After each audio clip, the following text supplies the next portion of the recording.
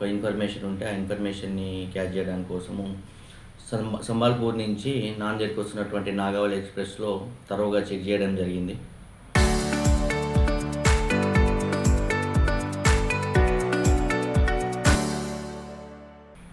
ఇదే ట్రైన్లో ఇంతకుముందు కూడా మనకు లాస్ట్ మంత్ ఒక 48 కేజెస్ కేసు దొరికింది, 20 కేజెస్ ఇంకో కేసు దొరికింది.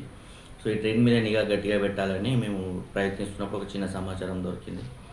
దాన్ని పట్టుకొని వెళ్తున్నప్పుడు ఈరోజు దాడుల్లో మాకు S7 కోచ్లో అన్ఐడెంటిఫైడ్ బ్యాగ్స్ కనిపించినాయి.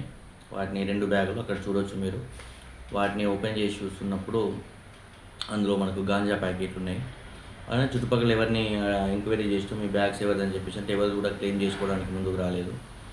సో విచారించినప్పుడు మమ్మల్ని దూరం నుంచి చూసి ఒక పర్సన్ బ్యాగ్లో వదిలిపెట్టి పారిపోయిందని చెప్పేసి అన్నారు.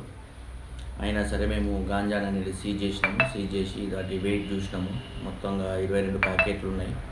వాటి వెయిట్ చూసినప్పుడు 20 కేజెస్ డ్రై గాంజా దొరికింది మనకు. ఇది ఒక మంచి కేసుగా చెప్పుకోవచ్చు.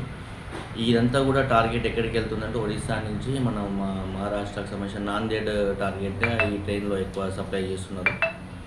దాదాపు ఇప్పుడు మన దగ్గరనే ఇది 4వ కేసు అనుకుంటా. ఇది ట్రైన్ నిన్న కూడా ఒక దగ్గర చూసిన రైలు మార్గాలలో ఎక్కువ ట్రాన్స్పోర్ట్ అయితే